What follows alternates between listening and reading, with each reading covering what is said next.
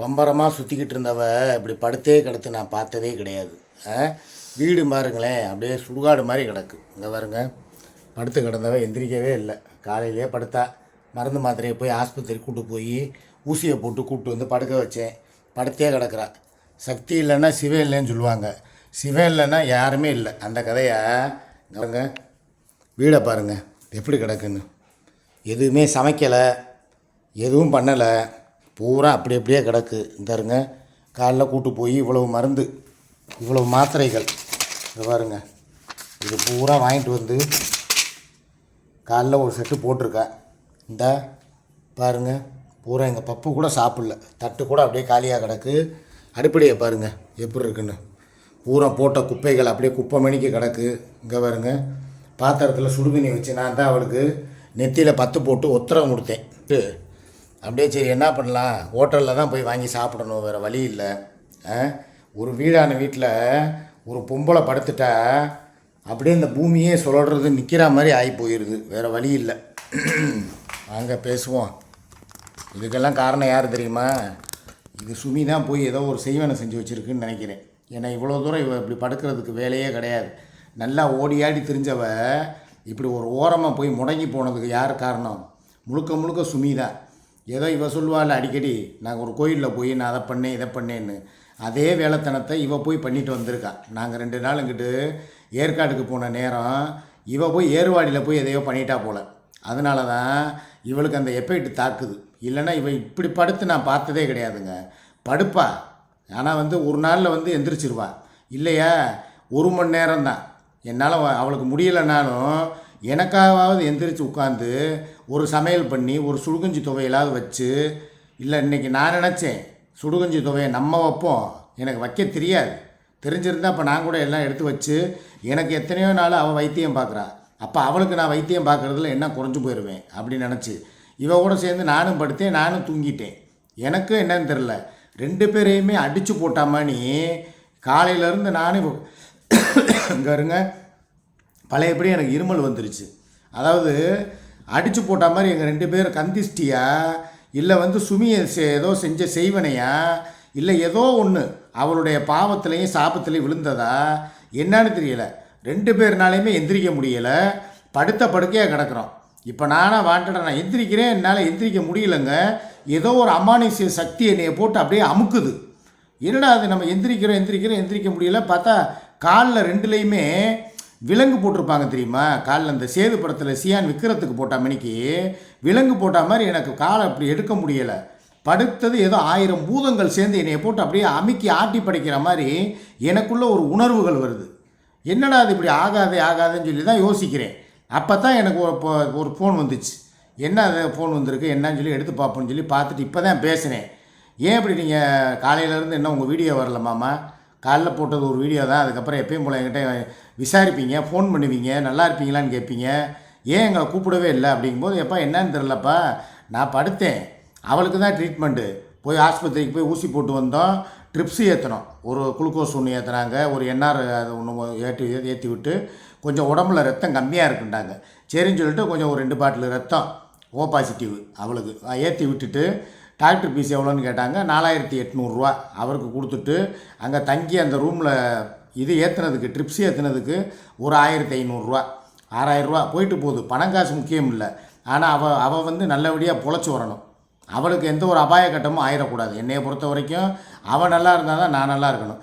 இதில் என்ன நான் சொல்ல வரேன்னா, சுமிக்கு உடம்பு சரியில்லாமல் ஆக்சிடெண்ட் ஆகி ஆஸ்பத்திரியில் இருந்தப்போ இதே சூர்யா சுமி நல்லா ஆகணும்னு பிரார்த்தனை பண்ணவன். இதே சூர்யா அக்காவுக்கு என்ன ஆச்சு, நான் வேணால் சாப்பாடு ரெடி பண்ணி தரவா அப்படின்னு கேட்ட சூர்யா இன்றைக்கி அவள் படுத்துட்டா, கூடவே நானும் சேர்ந்து படுத்துட்டேன், 2 பேர் ஒன்றா படுத்துட்டோம். ஆனால் சுமி ஒரு வாரத்தை ஃபோன் பண்ணி என்னங்க ஆச்சு ஏதாச்சு அவன் எப்படி கேட்பா? ஏன்னா அவள் தான் தலைக்கணத்துலேயும் பணம் அப்படியே நல்லா புழங்குது போல். அதனால் ஓவர் ஆட்டம். இது போக இன்னொரு முக்கியமான விஷயத்தை உங்கள்கிட்ட நான் சொல்லிக்கிறேங்க. காலையில் எனக்கு சுமிக்கு நடந்த பேச்சுவார்த்தை என் தலைமையில் சத்தியமாக நடந்த உண்மையை சொல்கிறேன், கேட்டுக்கோங்க. முந்திலாம் நான் அவன்கிட்ட சொல்கிறேன், இப்படி வாயில் சொல்கிறேன், முந்திலாம் இந்த மாதிரி ஏதாவது ஒரு இதுன்னா எப்பா 2 தடவை 3 தடவைக்கு ப்ரெஷர் பண்ணால் சரி வீட்டுக்கு வாங்க, நீங்கள் வந்தது கூட தெரியாமல் வந்துட்டு போங்க அப்படி கூட சொல்கிறவ இப்போ கட்டன் ரேட்டாக 50,000 ரூபா பணம் இருந்தால் வீட்டு பக்கம் எட்டி பாருங்க. இல்லையா இந்த பக்கம் வராதிங்க. நீங்கள் என்ன சம்பாதிக்கிறதுல என்ன குறையா இருக்கீங்களா? 2 பேர் ஒன்றுக்கு 3 சேனல் வச்சுருக்கீங்க. ஃபேஸ்புக்கில் வீடியோ போடுறீங்க, இன்ஸ்டாகிராம் வீடியோ போடுறீங்க, நல்ல வருமானம், நல்லா ஊர் சுற்றுறீங்க, ஏற்காடுக்கு போகிறீங்க, அம்மாவுக்கு ஆப்ரேஷனுக்குன்னு சொல்லி 20,000 ரூபா வாங்குறீங்க. அப்புறம் பார்த்தா உங்களை ஒரு ரூமை விட்டு பற்றி விட்டுட்டா 10,000 ரூபா 15,000 ரூபான்னு சொல்லி பணம் வருது. இவ்வளோ காசு வருதுல்ல, எனக்குன்னு சொல்லி ஒரு 50,000 ரூபாயை இதே மாதிரி வசூல் பண்ணி கொடுங்கங்கிறான். எப்படி இவளுடைய புத்தியை பார்த்தீங்களா? இதெல்லாம் ரொம்ப ஓவரா இல்லையா? அதாவதுங்க, ஒருத்தவங்க உதவி பண்ணுறாங்கன்னா எதுக்கு உதவி பண்ணுவாங்க? கஷ்டத்தில் இருந்தால் உதவி பண்ணுவாங்க. இவன் நல்லா தானே இருக்கா? இவளுக்கு என்ன தேவை? ஒரு வீடு சொந்தமாக எழுதி கொடுத்தாச்சு, 2 பேர் பேர்லேயும் எழுதி கொடுத்தாச்சு, பசங்க வேலைக்கு போகிறாங்க 2 பேரும். அந்த காசில் இவள் வீட்டில் உட்காந்து ராணி மாதிரி சாப்பிடலாம். இவளுக்கு எதுக்கு இப்போ 50,000 ரூபா நான் கேட்குறேன்? நான் ஏற்கனவே உங்களுக்கு உங்கள் முன்னால் கமிட்மெண்ட் கொடுத்துருக்கேன். தினசரி ஒரு 500 ரூபா கொடுத்துட்றேன். மாதம் 15 ரூபா. ஒரு குடும்ப தலைவிக்கு இதுக்கு மேலே யாருங்க வேணும்? இப்போ இவளுக்கு வீடு இல்லை. இவள் வீடு கட்டுறதுக்காகவும் இடம் வாங்குறதுக்காகவோ இல்லை எதுக்கோ ஒன்றுக்கு இவள் சேர்க்குறா. நாளைக்கு இவளுக்கு இன்னும் பிள்ளைய படிக்கலை. இப்போ தான் படிக்க ஆரம்பித்து +2 முடிச்சுட்டு காலேஜ் போகிறான். இனிமே தான் இவன் படித்து முடித்து அதுக்கப்புறம் வேலை வெட்டிக்கு போக வேண்டிய சூழல் திலீபாவுக்கு வரும். இன்னும் வளர வேண்டிய பையன் கோகுல், அவனும் வளர்ந்து ஆளாகிறதுக்கு இன்னும் ஒரு 8 வருஷம் ஆகும். ஆக 2 பேரும் வளரக்கூடிய பிள்ளைகள். இவ சந்ததி வளரணும். ஆனால் உன் சந்ததி ஏற்கனவே வளர்ந்துருச்சுல. தலை தூங்கி நிப்பாட்டிட்டு தான் நான் வந்தேன். உங்களுக்கு பணத்தில் குறை வச்சேனா, வீடு வாசல் கொடுக்காமல் வந்தேனா, என் பிள்ளைகளை படிக்க வைக்காமல் வந்தேனா? ஒருத்தன் பிஏ எக்கனாமிக்ஸ் முடிச்சிருக்கான் பெரியவன், சின்னவன் பிஎஸ்டபிள்யூ சோசியல் ஒர்க்கு. 2 பேருமே 2 காலேஜில், மன்னார் காலேஜில் ஒருத்தன் படிச்சிருக்கான், மிஜிரா காலேஜில் ஒருத்தன் படிச்சிருக்கான். +2 உள்ளவன் அவனே சுயமாக ஒரு வேலை இல்லை, அவனே சொந்தமாக ஸ்டுடியோ வச்சுருக்கான். 2வது பையன் இப்போ வேலைக்கும் போகிறான். உனக்கு இந்த மாதம் 23ஆம் தேதி வந்துருச்சுன்னா சம்பளம் வந்துடும். அதுக்கும் உன்னை பேசி நாங்கள் தான் ப்ரொமோட் பண்ணி விட்டுருக்கோம். உன்னுடைய வீடியோவை எடுத்து என் சேனலில் போட்டு தான் உன்னை வளர்த்து விட்டுருக்கேன். இப்போ நீ இந்த நிலமையில் இவ்வளோ பேர் சப்ஸ்கிரைபரோட மாதம் உனக்கு இவ்வளோ வருமானம் இனிமேல் வரப்போகுதுன்னா அதுக்கு மூல காரணம் யார்? நான் தானே. என் சேனலில் தானே உன் வீடியோக்களை பூரா எடுத்து போஸ்ட் பண்ணினேன். அதை பார்த்துட்டு தானே சுமி அஃபீஷியல்னால் இது தானா, சுமி தான் உங்கள் பொண்டாட்டியான்னு சொல்லி தேடி. நான் இன்னொன்று கேட்குறேன், நீ என் பொண்டாட்டிங்கிறத எப்படி நான் அறிமுகப்படுத்தினேன்? இது மக்கள் முன்னால் நீ ஏன் தனியாக சிங்கிளாக வந்திருந்தா? இப்போ நான் rowdy baby Surya, TikTok Surya, அவள் கூட இருக்கிறவர், அவளுடைய வாடகை புருஷன், இல்லைன்னா வேறு ஏதோ ஒன்று, திலீபாவுடைய வளர்ப்பு தந்த ஏதோ ஒன்று, சூர்யாவை நேமை வச்சு நான் வந்தேன். ஏன் நேமை வச்சு தான் நீ வந்த. அன்றைக்கே சூர்யா கூட உன்கிட்ட கேட்டான், இப்போ சேனலை வீடியோவில் போடவா அப்படின்றதுக்கு நான் தான் வேணாண்டேன். ஏன்னா நாளைக்கு அவள் சுமி சம்பாரிச்சு அதனால் ஏதோ ஒன்று வாங்கினாலும் சூர்யா சொல்லி காட்டுவாள், என் சேனலை வச்சு தான் அவள் அவளை ப்ரொமோட் பண்ணேன், அவன் இன்றைக்கி சம்பாரித்து பெரிய ஆளாக வந்திருக்கான்னு சொல்லி சொல்லக்கூடிய சூழ்நிலை வருங்கிறதுக்காகத்தான் அவளை இதில் தலையிட வேணான்னு சொல்லி, இன்வால்வ் ஆக வேணான்னு சொல்லி நானே முழுக்க தலையிட்டு உன் சேனலை வளர்த்து விட்டு இன்றைக்கி மாதம்தான், அடுத்த 23ஆம் தேதி இந்த தேதி பிறந்துருச்சு, இன்னும் ஒரு 10-20 நாளில் உனக்கு சம்பளம் வந்துடும். இதுக்கு மூல காரணம் யார்? நான் தானே.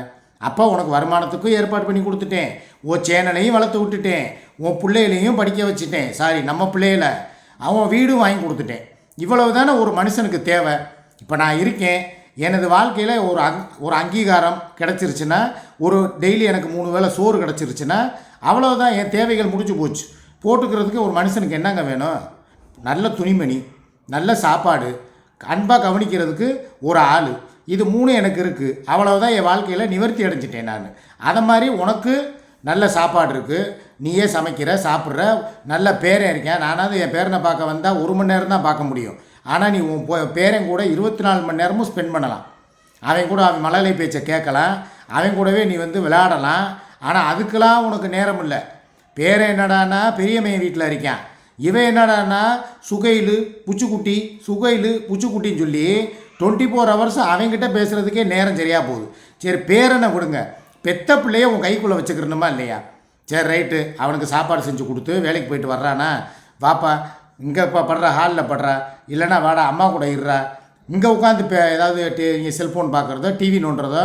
குடும்பத்தோடு நாங்கள்லாம் ஒரு காலத்தில் ஒரு டிவியை போட்டு விட்டுட்டு நானே என் பெரியம்மையன் சின்னம்மையன் இவ சுமி எல்லாம் உட்காந்து டிவி பார்த்தோம். இன்றைக்கி என்னடானா அந்த டிவி நூலாம்படம் பிடிச்சி போய் கிடக்கு. ஏன்னா ஆளுக்கு ஒரு பக்கம், அவன் ஒரு பக்கம் ஃபோன் எடுத்துக்கிட்டு மாடிக்கு போயிடுறான். இவன் ஒரு பக்கம் கீழே ஃபோனை வச்சுக்கிட்டு இவன் ஒரு என்ன வேலை பார்க்குறான்னு சொல்லி தெரியலை, இவன் ஒரு பக்கம் போகிறான். ஆக 2 பேர் 2 பக்கம்.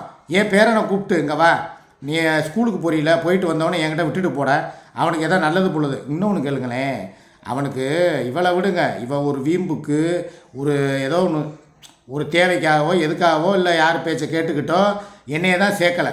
என் பிள்ளை என் மைங்களுக்கு கறிமீன் வாங்க தெரியாது, நல்லது பொழுது வாங்க தெரியாது. அப்போ நான் தான் வந்து சரி ஒரு முந்தி என்ன பண்ணுவேன், ஒரு நெஞ்செலும்பு சூப்புக்கு வாங்கிட்டு போவேன், சுவரொட்டி வாங்கிட்டு போய் கொடுப்பேன். என் பேரை சுவரொட்டினா விரும்பி சாப்பிடுவேன்.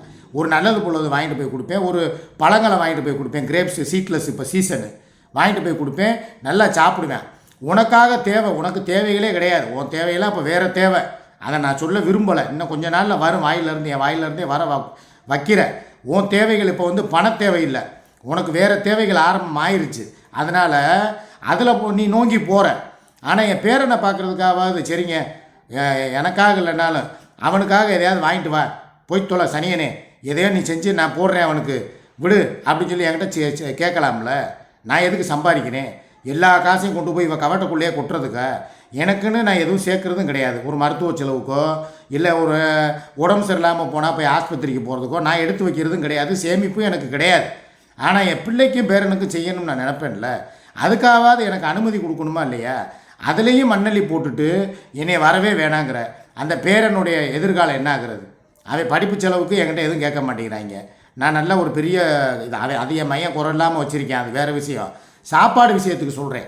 முந்தியெல்லாம் என்ன சொல்லுவா, பச்சை பட்டாணி வாங்கிக்கோங்க, பீன்ஸ் வாங்கிக்கோங்க, பயிர் வகைகள் வாங்கிக்கோங்க, கொஞ்சம் அவன் செவரட்டி விரும்பி சாப்பிட்றேன், நெஞ்சலும் வாங்க சூப்பு வச்சு கொடுக்குறேன்னு சொல்லி என்கிட்ட கேட்பா.